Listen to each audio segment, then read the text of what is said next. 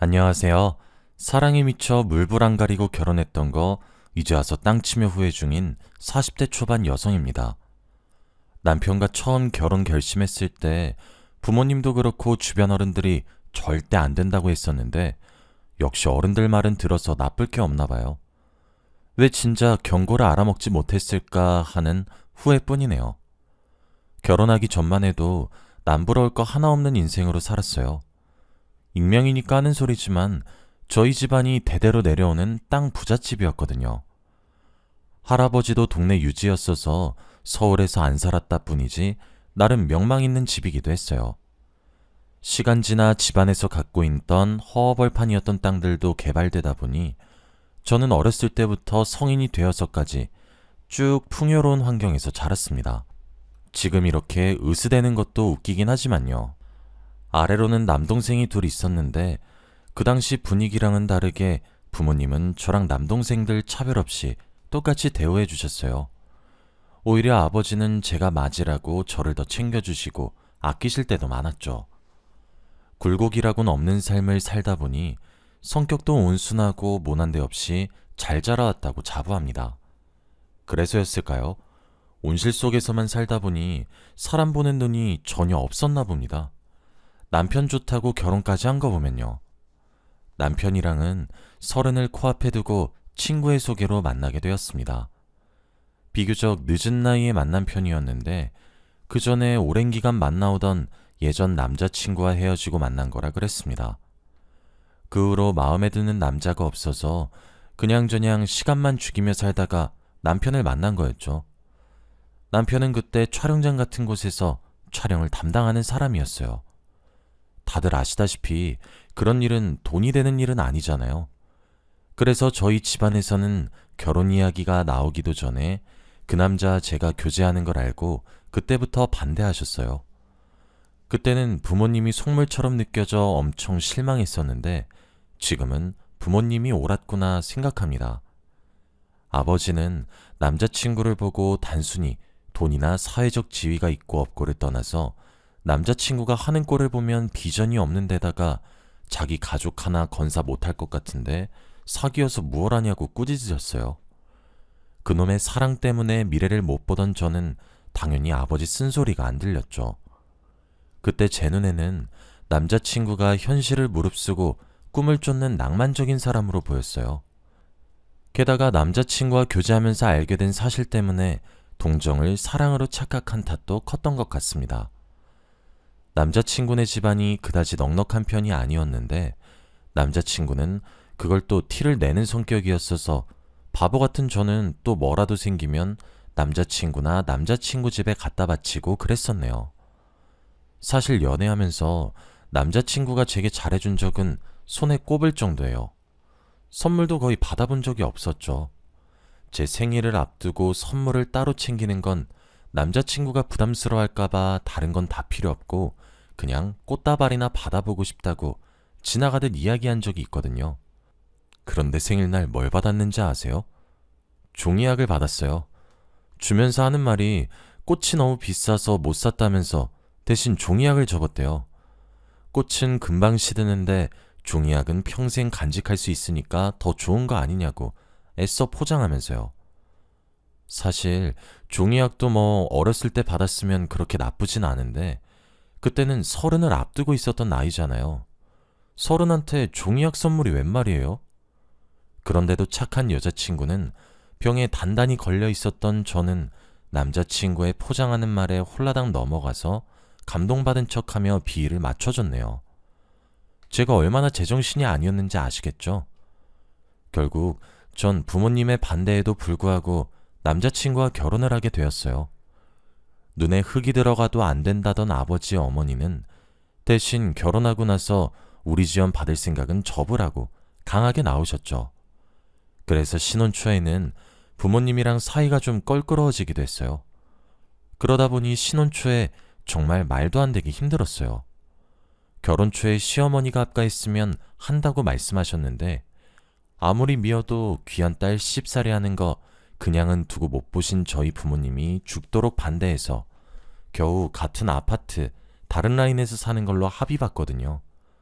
사실 그래봤자 합가랑 다름없는 느낌이긴 해요. 시댁이 걸어서 1분 거리니까 언제든 왔다 갔다 할 수 있잖아요. 당연히 시어머니는 시도 때도 없이 불러내서 사람을 괴롭히셨습니다. 사실 처음엔 저희 집안에 돈 좀 있다는 거 아시고는 정말 잘해주셨어요. 참하다느니 어쩐지 얼굴부터 곱게 자란 티가 난다더니 하면서 듣기 좋은 말만 해주셨었죠. 그런데 나중에 저희 집에서 결혼을 반대했었다는 사실을 알게 되고 그것 때문에 제가 친정이랑 사이가 어색해진 걸 알게 된 후로는 이럴 수 있나 싶을 정도로 태도가 180도 변했습니다. 말버릇처럼 우리 집안 무시하는 거냐고 신경질을 부리셨고 태어나서 집안 살림 같은 걸 해본 적이 없어서 신혼살림도 버거운데 자기 몸이 안 좋다고 매일매일 불러내서 시댁 집안일까지 전부 제게 떠맡기셨습니다. 거리가 너무 가까워서 싫다고 말도 못했어요. 게다가 제가 안 되겠다고 말하는 순간 시어머니는 남편한테 쪼르르 달려가서 꼰질렀습니다. 일정이 있어서 못 가겠다고 말하면 그 다음날 시어머니한테 어떤 소리를 전해 듣고 온 건지는 몰라도 남편이 저보고 시어머니 무시하거나 예의 없게 굴지 말라고 하는 거예요. 처음에는 해명을 해보려고 했는데 피는 물보다 진하다고 말이 안 통했어요. 결국 신혼 초부터 서로의 문제도 아닌 거 가지고 남편이랑 싸우기 싫어서 그 후로는 시어머니 수발 다 들어줬어요. 그런데 깜짝 놀랄 만한 소리를 듣게 되었습니다. 그날도 시댁 가서 집안일을 대신하다가 남편 쪽 친척 어르신이 시어머니를 찾아오셔서 차를 준비하고 있었어요. 부엌에서 차를 준비하고 있는데 그 어르신이 이렇게 말씀하시는 거예요. 그런데 자네도 그동안 참 고생 많았어. 애 안 생겨서 그렇게 구박을 받더니만 민수 입양해서 그래도 지금은 며느리까지 보고 잘 지내잖아. 민수면 저희 남편 이름이었거든요. 남편이 입양하라는 소리에 깜짝 놀라 준비하던 차를 내팽개치고 거실로 달려나가 물었습니다. 저기 제가 좀 헷갈려서 그러는데 민수 씨가 입양됐다는 게 무슨 소리예요? 이렇게 물으니까 시어머니는 아무렇지 않게 너 몰랐냐? 나랑 네 시애비 사이에 애가 없어서 내 노후 생각해서 민수 9살 때 입양한 거야. 나중에 커서 나 부양하라고. 남편이 입양하였다는 사실을 시어머니 입으로 직접 확인받으니 더 충격이었어요. 그날 저녁 집으로 돌아온 남편에게 왜 숨겼냐고 따져 물으니 숨기긴 자기가 언제 숨겼냐고 그냥 안 물어보길래 얘기 안 한 거였다면서 경우 없는 소리만 내뱉더라고요. 그리고 갑자기 남편이 자기 어렸을 적 얘기를 늘어놓으며 눈물까지 보이는데 저도 당황한 나머지 남편을 위로해주고 말았습니다. 남편이 말하길 자기가 시댁의 지극정성인 이유도 갈 곳 없는 자기 걷어주신 게 지금의 시부모님이라면서 최대한 효도하는 게 자기 도리라고 하더군요. 솔직히 이건 사기 결혼감이라고까지 생각했는데 남편이 치근해지기도 했고 얼마 안 있어 제가 딸아이를 임신하는 바람에 그냥 참고 살았습니다. 임신했다고 달라지는 건 없었어요. 막달까지도 전 남산만한 배를 하고 시댁에 매일같이 출근해서 설거지랑 청소를 했습니다. 임신 때문에 마음이 예민해져 있기도 했고 곱씹을수록 제 처지가 너무 서러워서 하루에도 몇 번씩 화장실에서 몰래 울곤 했죠. 그나마 다행이었던 건 저희 부모님이 손주가 생긴 사실을 알고 너무 좋아하셔서 제가 결혼한 후로 한동안 얼어붙어 있었던 아버지와 제 사이가 다시 극진한 부녀 사이로 돌아온 거였어요. 그때쯤 남동생들도 각각 미국으로 유학 가고 호주로 이민 가는 바람에 부모님이 한창 적적해 하셨는데 제가 부모님을 자주 찾아뵈었거든요. 게다가 말은 강하게 하셔도 속은 따뜻하신 분들이라 아이 생기면 앞으로 돈 더 많이 들 텐데 그 돈 다 어디서 구하겠냐고 필요한 거 있으면 수시로 말씀하라고까지 해주셨죠. 덕분에 둘이서 먹고 살기도 부족한 남편 수입에도 불구하고 부모님 지원으로 딸아이 육아에는 아끼지 않고 제일 좋은 것들로만 해줄 수 있었어요. 그런데 가끔 저희 집 들러서 딸아이 물건은 하나같이 최고급으로 산 걸 보고 시어머니는 못마땅해 하시면서 손자도 아닌데 제가 딸아이 핑계대면서 집에서 가만히 앉아 자기 아들 등쳐먹는다고 역정을 내셨어요. 게다가 절더러 출가 외인 주제에 친정에는 왜 그렇게 자주 들리냐고, 그런다고 그 집에서 너한테 떨어질 콩고물이나 있겠냐고 하시더라고요. 누가 콩고물 얻어먹자고 자기 부모님 효도하나요? 전에도 자기 부양하려고 남편 입양했다고 말한 걸 보면 시어머니 머릿속에 부모 자식이란 개념이 얼마나 엉망인지 알겠더라고요. 솔직히 제가 보기엔 시어머니도 남편을 진짜 자식처럼 아끼고 사랑하는 것 같지 않은데 남편 혼자만 지극정성인 거 보고 답답했어요.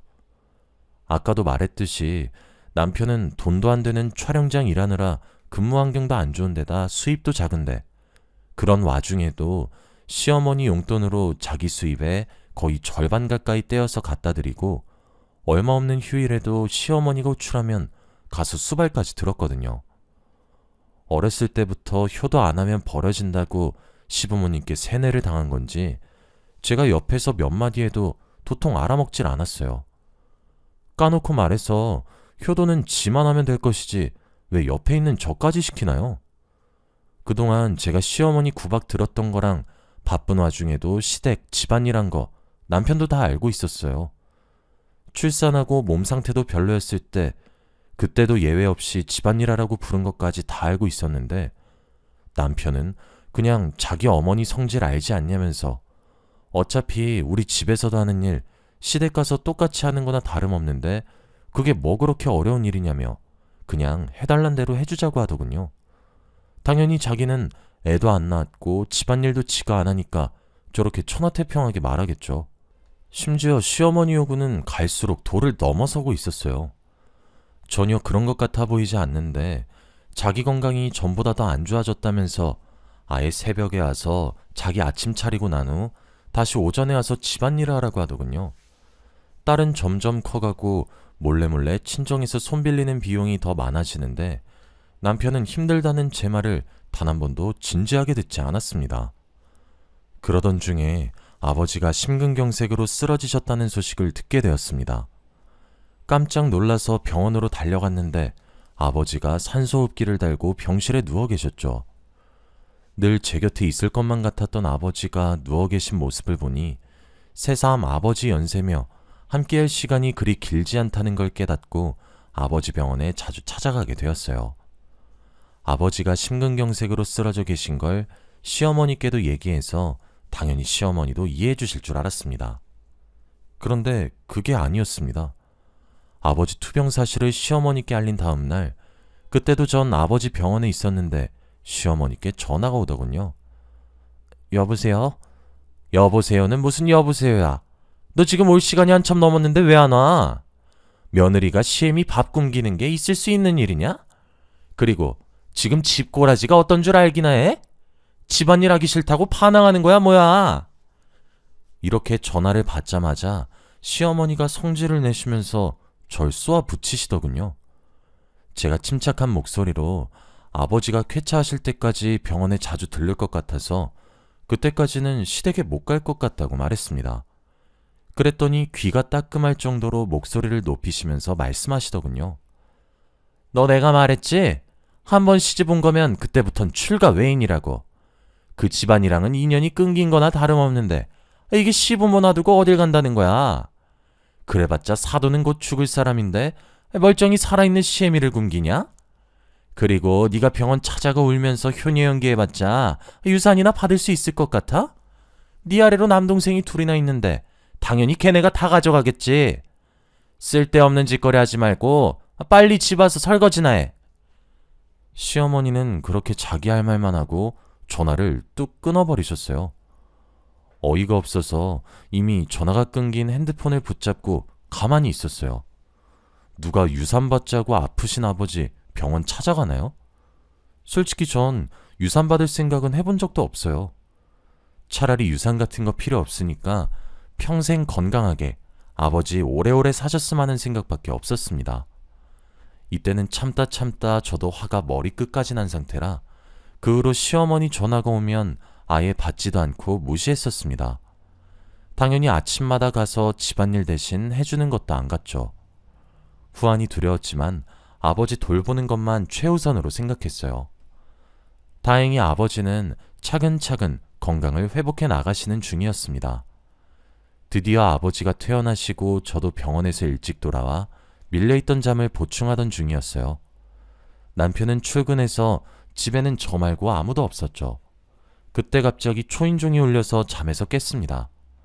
잠결에 누군지 확인도 안 하고 현관문을 열었는데 문을 여니 시어머니가 씩씩거리시면서 절 노려보고 있었습니다. 당황해서 문을 제대로 닫을 틈도 없이 시어머니는 막무가내로 집에 들어오면서 제 뺨을 후려 갈겼어요. 정신이 번쩍 들더군요. 뭐 하는 짓이냐고 말하고 싶었지만 시어머니의 역정에 가로막혔습니다. 시애미 내팽개쳐놓고 니까짓 게 잠이나 퍼질러 자? 문자는 왜 안 받아? 사돈도 다 핑계였던 거 아니야? 어차피 사돈 죽고 나면 너한테 남는 건 아무것도 없을 텐데 효녀인 척 할 때부터 알아봤어. 어머니, 지금 무슨 소리 하시는 거예요? 말을 어떻게 그런 식으로 하세요? 시애미가 며느리한테 이 정도 말도 못하는 거냐? 며느리 주제에 이게 이제 시애미랑 감히 맘먹으려 들어? 제가 차분하게 대화를 이어나가려고 해도 시어머니는 제가 하는 모든 말을 자기한테 대드는 걸로 인식하더라고요. 결국 자기 분에 못 이겨 또 제게 손찌검을 하셨습니다. 내 딸한테 뭐 하는 짓이야 이게? 그때였어요. 갑자기 저희 집 현관문을 열고 저희 아버지랑 어머니가 들어오시더라고요. 부어오른 뺨을 붙잡고 주저앉아 있던 저를 어머니가 일으켜 세우시면서 경위를 말씀해 주시더라고요. 아까 병원에서 아버지 퇴원하는 길에 함께 타고 온 택시에 제가 핸드폰을 놔두고 내렸고 그걸 돌려주려고 다시 차를 돌려서 저희 집에 왔는데 열려있던 문틈 사이로 고성이랑 제 목소리가 복도에 울려 퍼져서 급하게 달려왔다고요. 게다가 돌려주려고 저희 집 쪽으로 오는 길에 시어머니가 보낸 메시지들을 읽게 되어 그동안 어떤 일이 있었는지 대충 알고 왔다고까지 하셨습니다. 솔직히 전 면목이 없었어요. 가뜩이나 아버지 건강도 좋지 않으신데 혹시나 심리적인 요인으로 스트레스를 받아 무리가 갈까봐 그동안 철저하게 숨기고 있었거든요. 아버지는 분노하면서 시어머니께 말씀하셨습니다. 이러려고 내 돈 10억 가져간 거요? 내가 대놓고 주기에는 결혼 반대한 것 때문에 딸한테 미안한 것도 있고 혹시나 애가 자존심 상해할까봐 알게 모르게 잘 챙겨주겠다는 사돈말 믿었는데 감히 나 모르는 사이에 내 딸한테 이딴 짓을 해? 저는 아버지가 제 결혼 생활을 위해 시어머니께 10억이나 되는 돈을 맡기고 있었던 걸 그때 처음 알았어요. 알고 보니 결혼하고 얼마 안 있어 제 핑계를 대면서 저희 친정에 몰래 찾아와 10억이나 되는 돈을 빌려갔었대요. 사실 말이 빌려간 거였고 아버지는 저를 위한 돈이라고 생각해서 그냥 안 받을 생각이었대요. 그렇지 않아도 처음에 지원 같은 거 바라지 말라고 세게 나오셨지만 워낙 없는 집에 시집가서 제가 고생할 거 걱정한다고 며칠 밤을 잠도 편하게 못 주무셨다는데 혹시나 제가 알게 되면 그렇지 않아도 차가운 부녀 사이에 제가 자존심 상해하면서 안 받으려고 할까봐 하는 수 없이 시어머니께 부탁한 거였다고 하더군요. 그런 와중에 저는 아버지랑 사이 회복하고도 괜히 걱정 끼쳐드리기 싫어 겉으로는 시부모님이 제게 굉장히 잘해주시는 것처럼 말했으니 부모님은 또 그 말만 철석같이 믿으셨던 거고요. 시어머니는 자신의 악행이 들통나자 누나를 굴리면서 빠져나갈 궁리를 하더군요. 그러다가 내놓는 말이 겨우 이거였어요. 아이 참 사돈도 제가 일부러 그랬겠습니까? 결혼한 지 몇 년이 됐는데 아직 살림을 제대로 못해서 연습 겸 제가 가르쳐준 거죠. 그동안 참아왔던 서름을 다 터뜨리듯 저는 울음 섞인 목소리로 시어머니께 말했습니다. 살림을 가르치긴 뭘 가르쳐요. 새벽마다 아침상 차리라고 호출하고 임신해서 출산이 코앞인데도 무릎 꿇고 걸레질 시키고 그랬으면서. 엄마 아빠 이참에 그냥 나도 말할게. 나 도저히 이렇게 못 살겠어요. 제 말을 들은 아버지 어머니도 고개를 끄덕이시면서 잘 생각했다고 당장 이혼하라고 하셨습니다. 이대로 남편과 이혼이라고 생각하니 덜컥 겁도 났지만 그동안 있었던 일을 잘 생각해보면 남편은 제가 시어머니께 당하는 수모를 계속 방관하기만 했지 아무런 버팀목도 되어주지 못했더라고요.